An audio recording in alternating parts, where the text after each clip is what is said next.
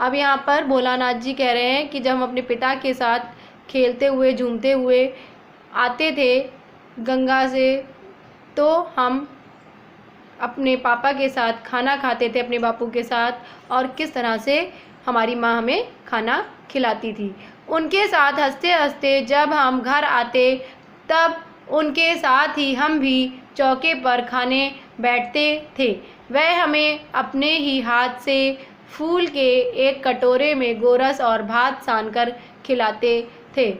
जब हम खाकर अफर जाते तब मैया थोड़ा और खिलाने के लिए हट करती थी। मतलब वो कह रहे हैं कि जब हम हंसते हंसते घर लौटते थे तो अपने पिता के साथ ही खाना खाने बैठ जाते थे और वो अपने हाथों से हमें खाना खिलाते थे। और जब हमारा पेट बिल्कुल भर जाता था उसके बाद भी मैया हमें थोड़ा और खाना खाने के लिए ज़िद करती थी और कहती थी, वह बापू से कहने लगती, आप तो चार चार दाने केक और बच्चे के मुंह में देते जाते हैं, इससे वह थोड़े खाने पर भी समझ लेता है कि वह बहुत खा गए, कि हम बहुत खा गए।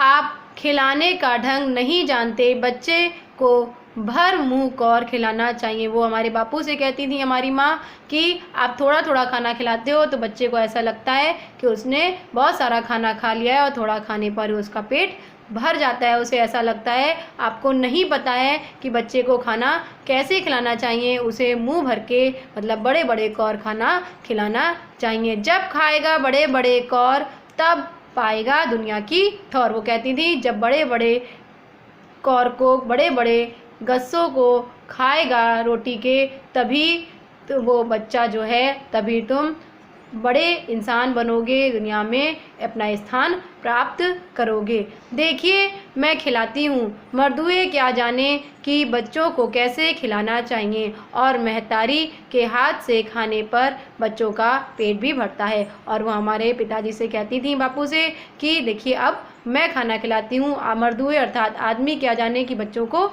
कैसे खिलाया जाता है, और महतारी अर्थात माँ के हाथों से खाना खाने से ही बच्चे का पेट भरता है। यह कह वह थाली में दही भात सांती और अलग अलग तोता मैना कबूतर हंस मोर आदि के बनावटी नाम से कौर बनाकर यह कहते हुए खिलाती जाती कि जल्दी खा लो नहीं तो उड़ जाएंगे। पर हम उन्हें इतनी जल्दी उड़ा जाते थे कि उड़ने का मौका ही नहीं मिलता था।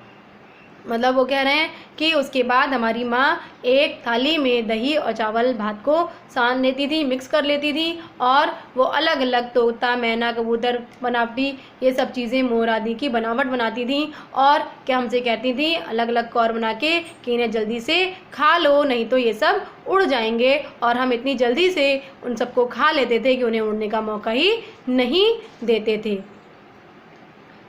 जब हम सब बनावटी चिड़िया को चट कर जाते थे तब बाबूजी कहने लगते, अच्छा अब तुम राजा हो, जाओ खेलो। उसके बाद जब हम उन सारी बनावटी चिड़ियों को, हंस मोर इन सबको खा लेते थे, उसके बाद हमारे बापू हमसे कहते थे कि अब तुम तो राजा हो। जैसे बच्चों को कहा जाता है कि अब तुम राजा बेटे हो, उसी तरह से वो भी उनको संबोधित करते थे कि अब तुम राजा हो और जाओ जा कर के खेलो।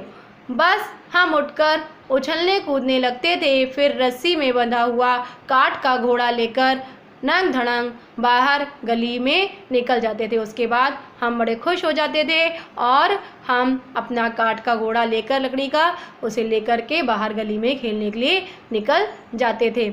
जब मैया हमें अचानक पकड़ पाती तब हमें हमारे लाग झपटने पर भी एक चुल्लू कड़वा तेल हमारे सिर पर डाल ही देती थी। मतलब वो कह रहे हैं कि जब हमारी मैया हमें देखती थी, अचानक से पकड़ती थी खेल खेल में, तो वो हमारे सर में तेल लगा देती थी। हम रोने लगते और बापूजी से उस पर बिगड़ खड़े होते, पर वह हमारे सिर में तेल पोंछकर हमें उबट कर ही छोड़ती थी। वो कह रही हैं कि तब भी हम गुस्सा होने लगते थे और बापूजी के पास जाके रोने लगते थे, तब भी हमारी माँ जो थी वो हमें तेल लगाकर हमारे सर में ही हमें छोड़ती थी। फिर हमारी नाभि और लीलार में काजल की बिंदी लगाकर चोटी गूंथती और उसमें फूल दार लट्टू बांधकर रंगीन कुर्ता टोपी पहना देती। उसके बाद वो कह रहे हैं उनकी माँ ये बता रहे हैं भोलानाथ जी कि किस तरह से उन्हें तैयार करती थी। उसके बाद उनके माथे पर और उनकी नाभि में